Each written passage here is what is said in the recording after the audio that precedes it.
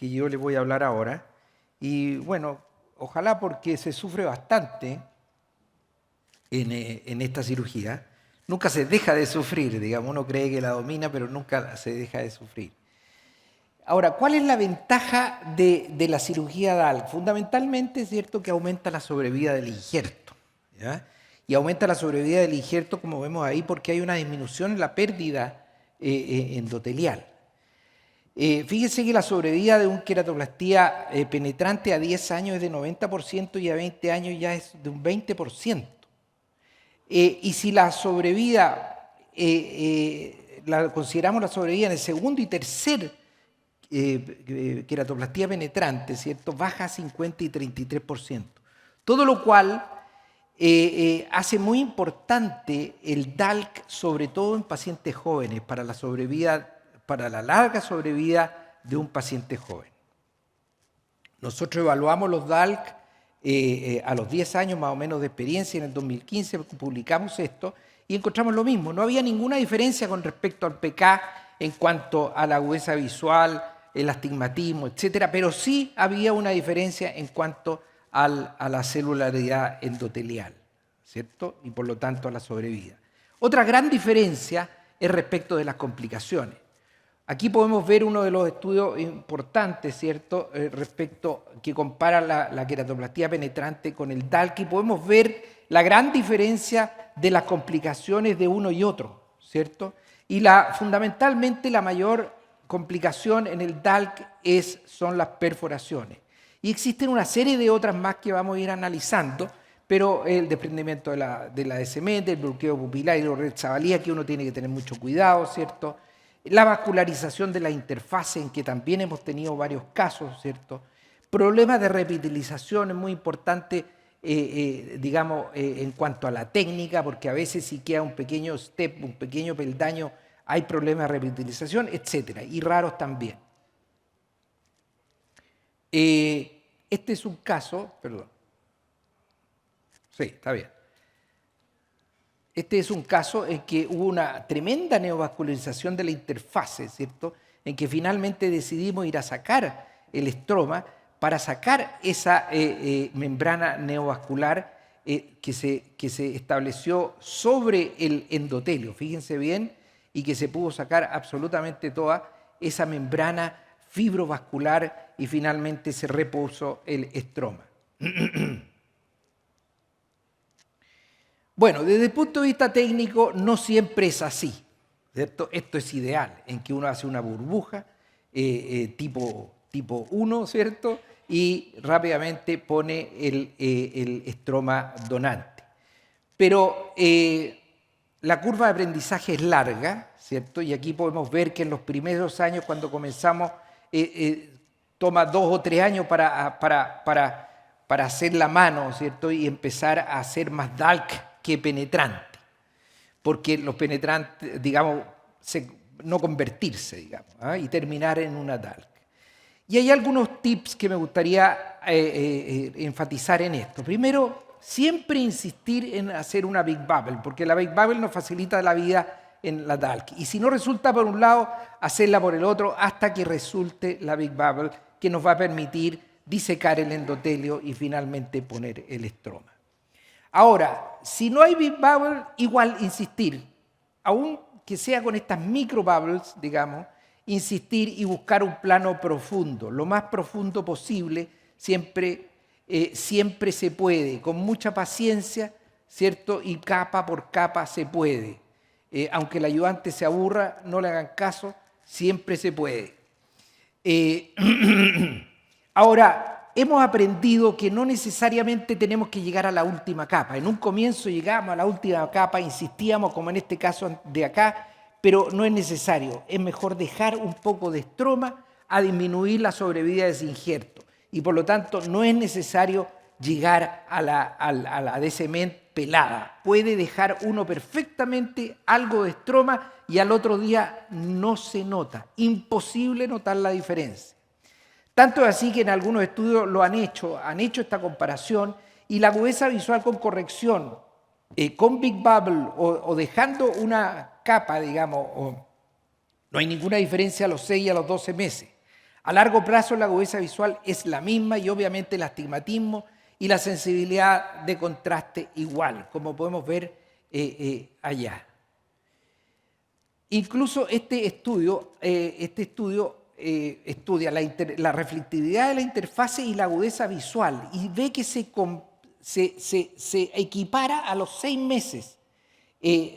Ahí arriba aparece un pic en la interfase, ¿cierto? Cuando se deja algo de estroma pre-DCMED, ¿cierto? Pero desaparece esta reflectividad y recupera la agudeza visual sin corrección. Por lo tanto, a largo plazo no tiene ninguna importancia, digamos, que insistamos hasta el final.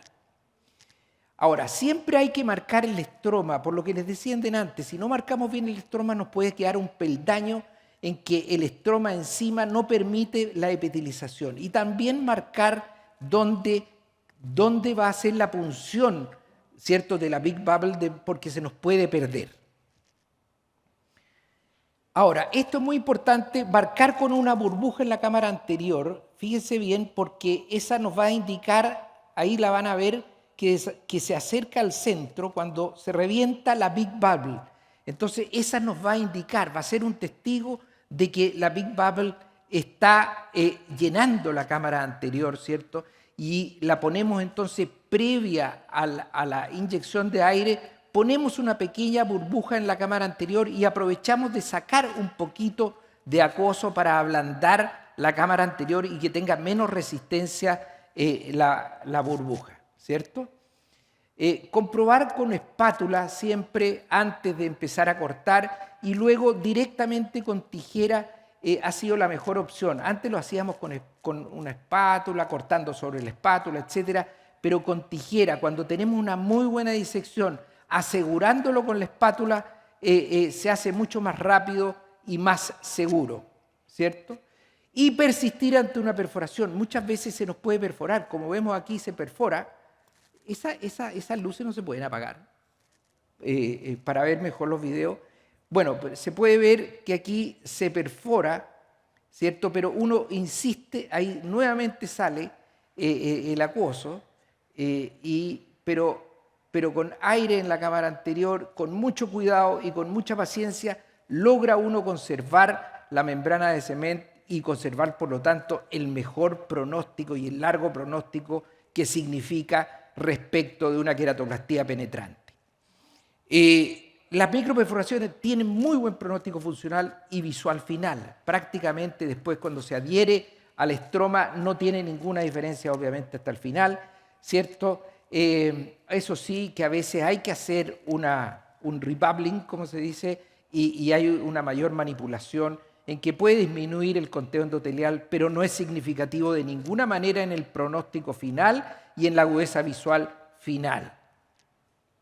Lo que sí tenemos que tener mucho cuidado, yo tengo 2 casos en un comienzo de urretzavalía. ¿Por qué? Porque cuando uno pone la burbuja para que se adhiera y sellar esta microperforación, se puede producir un bloqueo. Y si los pacientes, aunque uno le avise que si tienen dolor tienen que venir y avisar de inmediato, a veces no avisan, esperan al otro día y uno encuentra ya una urretzavalía por bloqueo pupilar. Entonces uno tiene que dilatar y preocuparse de eso, ¿cierto?, cuando uno deja una burbuja en la cámara anterior.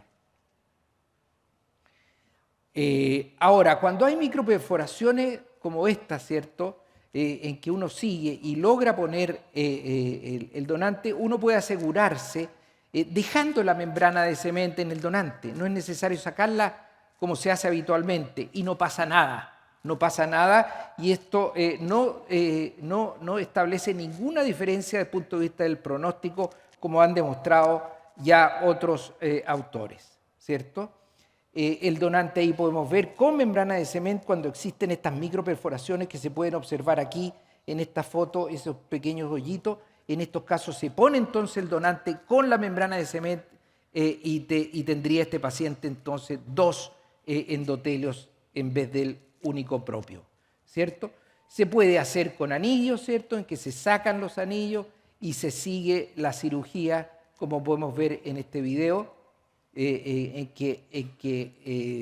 progresó hasta el nivel de hacer un DALC, ¿cierto?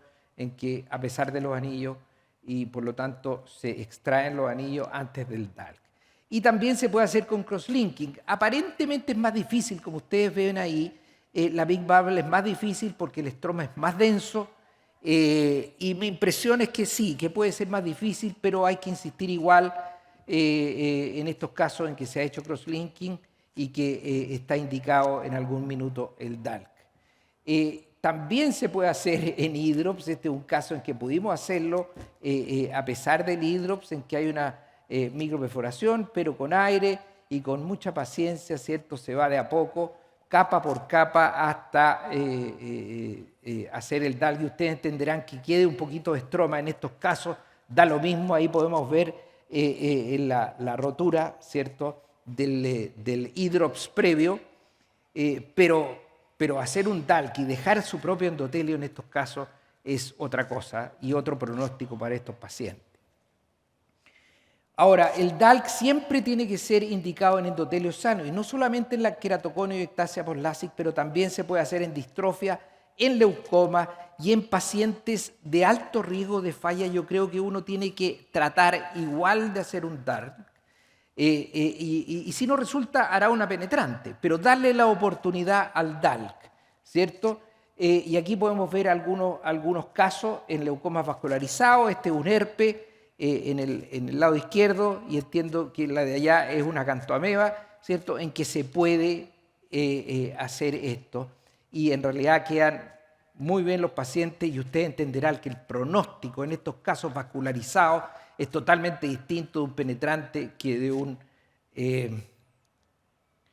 También se puede hacer con catarata, ¿cierto? Este otro leucoma antiguo en que tenía catarata. Se hace la catarata, ¿cierto?, primero, y posteriormente se hace el DALC, ¿cierto? Y queda también muy bien, a pesar de que con un leucoma, con una cicatrización estromal, obviamente la Big Bubble no va a resultar, y por lo tanto tenemos que dejar un poco de estroma y eso. En resumen, con endotelio sano, siempre intentar un DALC, aunque sea y con mucha paciencia. Aunque no sea hasta la última capa, ¿cierto? Pero es mucho mejor que la queratoplastia penetrante. Aunque haya microperforaciones, uno puede hacerlo, insistir y tratar hasta el final. Siempre mejora la agudeza visual y evita el rechazo endotelial, especialmente en pacientes de alto riesgo de rechazo y en pacientes jóvenes.